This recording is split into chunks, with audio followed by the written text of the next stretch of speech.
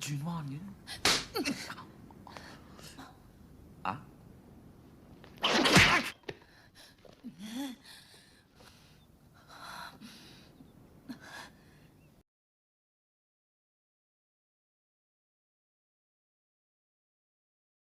！Di awal film diperlihatkan seorang pemuda kaya yang sedang melangsungkan pernikahan. Di sana ia terlihat begitu bahagia. Pemuda itu bernama Meung Sing. Sampai di malam harinya terlihat teman-temannya yang mengantarkannya masuk ke kamarnya. Ternyata di sana istri Yung Sing sudah menunggunya. Tanpa menunggu lama, Yung Sing pun memberikan rayuan kepada istrinya yang bernama Meme. Tapi di sana Meme merasa ketakutan melakukan malam pertama karena ia berpikir akan sangat terasa sakit. Ia pun meminta Yung Sing untuk mengoleskan obat penghilang rasa sakit di serabi lempitnya. Lalu ia pun segera menyajikannya kepada Yung Sing. Merasa sudah tak tahan, Yung Sing pun segera merudal Meme. Namun karena merasa kesakitan, dengan spontan Meme menendang Yung Sing hingga terpental. Di sana Meme dibuat terkejut melihat darah yang berceceran di lantai. Ternyata darah itu berasal dari rudal Yung Sing. Mengetahui itu, Meme pun segera mengobati rudal suaminya itu dengan sangat hati-hati. Di hari berikutnya terlihat Yung Sing yang sedang duduk berdua bersama Meme. Di sana Yung Sing memperlihatkan sebuah buku yang berisi gambar orang yang sedang bercocok tanam dengan berbagai gaya. Meme yang melihat itu pun merasa malu, namun ia sebenarnya menyukainya. Melihat reaksi Meme, Yung Sing pun tak menyia-nyiakan kesempatan dan merayu Meme. Kemudian ia merudal Meme dengan berbagai gaya.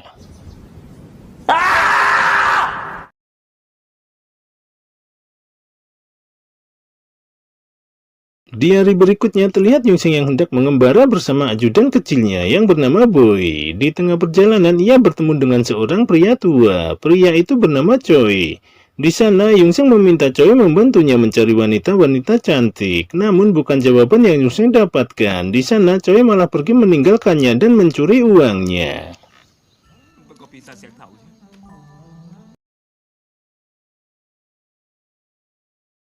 Setelahnya terlihat Yung Sing yang sedang singgah di sebuah penginapan. Tiba-tiba datang seorang bocah yang mengabarinya jika ada wanita cantik yang sedang bersembahyang di kuil. Ia pun segera keluar untuk melihat wanita itu. Sampai di sana ia terlihat begitu terpesona dengan kecantikannya. Ia pun mencoba menghampirinya. Kemudian ia memberikan sebuah buku kepadanya. Di saat ia membukanya, ia langsung marah dan segera pergi meninggalkan Yung Sing karena buku itu berisi gambar orang yang sedang bercocok tanam. Yung Sing pun merasa kecewa dan hanya bisa melihat gadis itu pergi dari sana.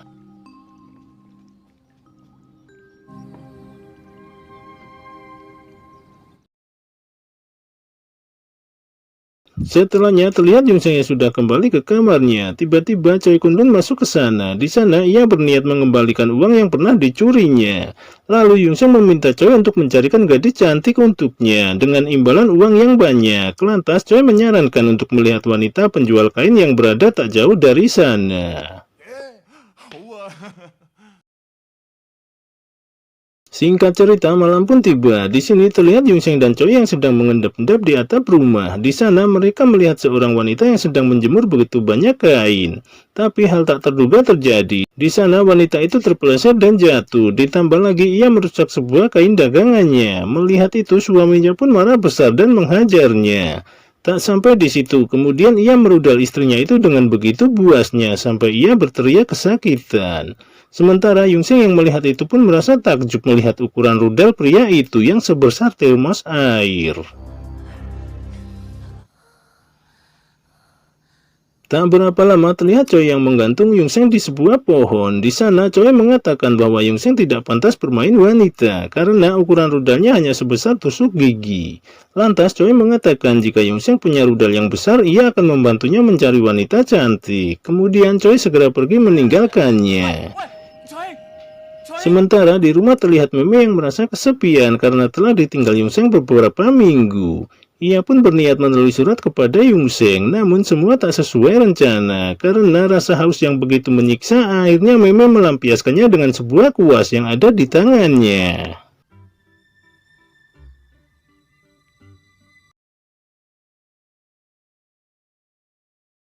Scene berganti, di sini terlihat Yungseng yang merasa kecewa dengan keadaannya karena ia memiliki rudal yang begitu kecil. Ia pun berniat untuk memotong rudalnya itu. Melihat itu, Boy pun mencoba mencegahnya.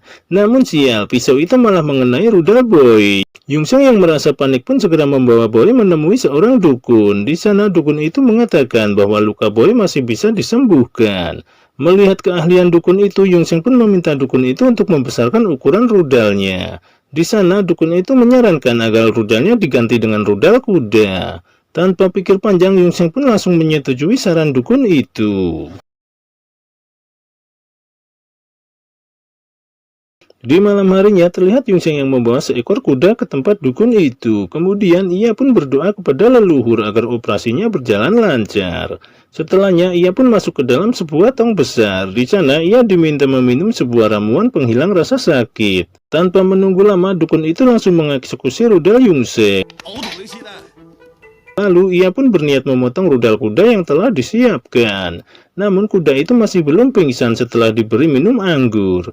Khawatir kehabisan waktu, dukun itu pun berniat memasang rudalnya kembali. Namun sial, tiba-tiba seekor anjing datang dan memakannya. Mereka pun berlarian mengajar anjing itu. Tapi setelah tertangkap rudal Yungseng ternyata hanya tinggal secuil. Dukun itu pun berniat menggantinya dengan rudal Boy. Tapi di saat yang sama kuda itu terlihat sudah pingsan. Tak mau menyia-nyiakan waktu, dukun itu pun langsung memotong rudal kuda itu. Tapi tanpa diduga kuda itu menendang si dukun dan langsung pingsan. Melihat kejadian itu, Yungseng pun merasa panik dan ia pun berusaha membangunkannya dengan berbagai cara. Beruntung, dukun itu pun segera bangun. Kemudian ia segera melanjutkan proses operasinya. Scene berganti, esok paginya terlihat Yungseng yang mendatangi wanita penjual kain, panggil saja ia Susu. Di sana Yungseng berpura-pura ingin membeli kain dagangannya, tapi tak berselang lama ia melancarkan aksinya merayu Susu. Namun tanpa ia sadari ada seorang wanita yang mengintipnya, dan tak berselang lama suami Susu pun datang dengan penuh amarah. Yungseng yang merasa ketakutan pun langsung lari dari sana. Beruntung Choi segera muncul. Di sana dengan mudahnya Choi menghajar pria itu. Merasa tak sanggup melawannya, pria itu pun kembali ke tokonya dan mengajar Susu dengan begitu buasnya.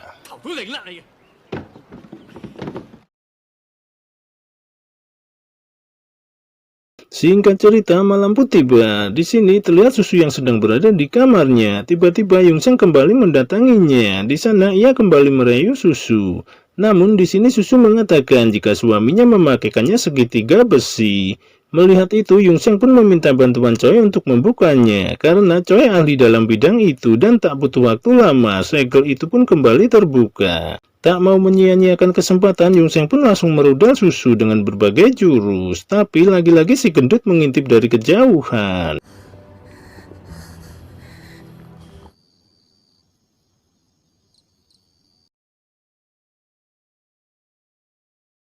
Scene berganti, esok paginya terlihat suami Susu yang mendatangi sebuah kedai. Kita panggil saja orang ini Panjul.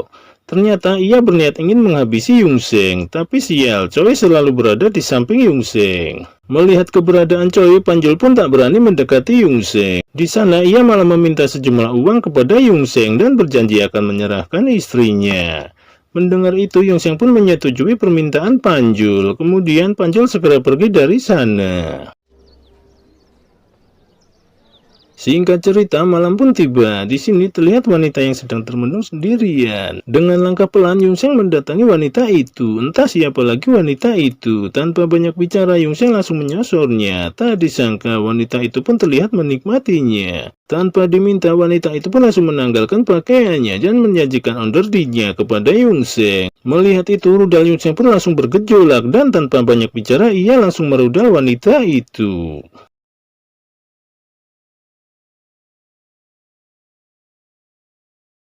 Scene berganti. Di sini terlihat ayah Meme yang tiba-tiba masuk ke kamar Meme karena ia mendengar suara Meme yang merintih keenakan. Di sana ia merasa curiga apa yang sedang dilakukan Meme. Dan ternyata dugaan ayah Meme benar. Di sana ia melihat buku bergambar yang tak pantas. Ayahnya pun langsung memarahi Meme. Di saat yang sama tiba-tiba Panjul muncul di sana. Ternyata Panjul kini bekerja di rumah Meme. Setelah memperkenalkan Panjul, ayahnya pun menghukum Meme beserta penjaganya.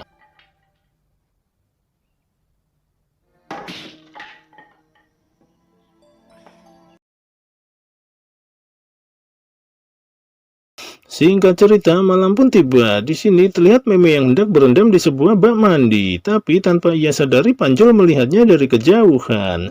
Tak kuasa melihat keindahan tubuh Meme, ia pun nekat menghampiri Meme dan memperkaosnya. Meme yang awalnya ketakutan akhirnya menikmatinya, karena ia sudah terlalu lama ditinggal oleh Yungseng. Sementara di tempat lain terlihat Yungseng yang masih asik dengan wanita barunya. Kita panggil saja dia Lily. Ternyata Lily adalah seorang istri saudagar kaya. Ketika sedang asik memadu kasih, tiba-tiba suara seseorang terdengar dari luar. Lily pun meminta Yungseng untuk bersembunyi. Tak berselang lama seorang wanita masuk ke sana. Ternyata wanita itu adalah orang kepercayaan suaminya dan ia juga menjadi pasangan LGTV Lily. Wanita itu bernama Suicu. Di sana ia merasa cemburu dan curiga jika Lily menyembunyikan seseorang.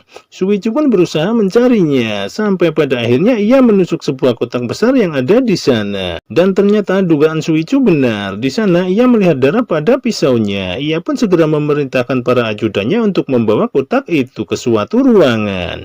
Yungseng yang melihat ruangan itu pun merasa bingung. Ditambah lagi ia melihat Boy sudah dirantai di sana oleh Suicu. Ternyata Suicu meminta Yungseng untuk melayani ia dan Lily. Tapi sebelum semua itu terjadi, para prajurit kerajaan muncul di sana. Di sana mereka bertiga mendapatkan hukum cambuk karena telah melanggar aturan kerajaan. Lebih parahnya lagi, Yungseng dipaksa merudal seekor kuda betina karena ia telah memotong rudal kuda jantan pasangannya.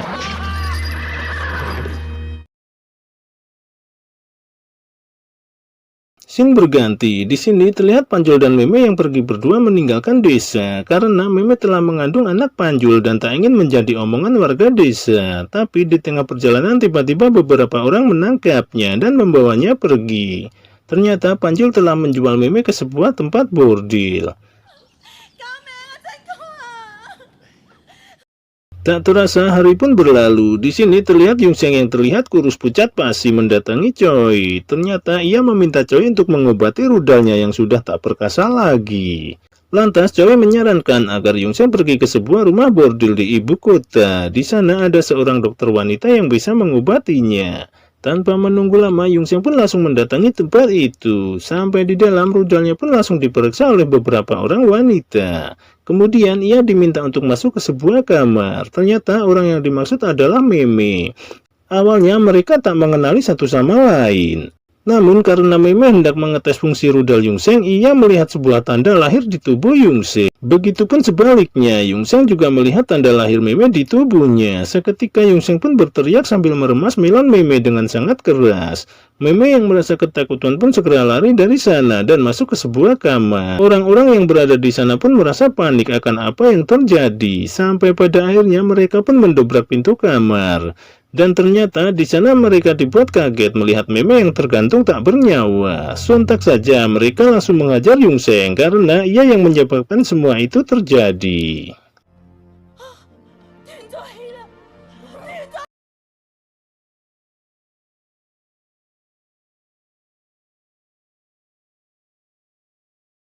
Di akhir film terlihat Yungseng dan Koi Chunlun yang mendatangi seorang biksu. Di sana mereka ingin bertobat dan menyerahkan sisa hidupnya untuk menjadi biksu. Dan ternyata Panjol juga berada di sana dan telah menjadi biksu untuk menebus dosanya di masa lalu. Kemudian mereka pun saling memaafkan kesalahan mereka masing-masing dan film pun tamat. Ending yang begitu mengharukan.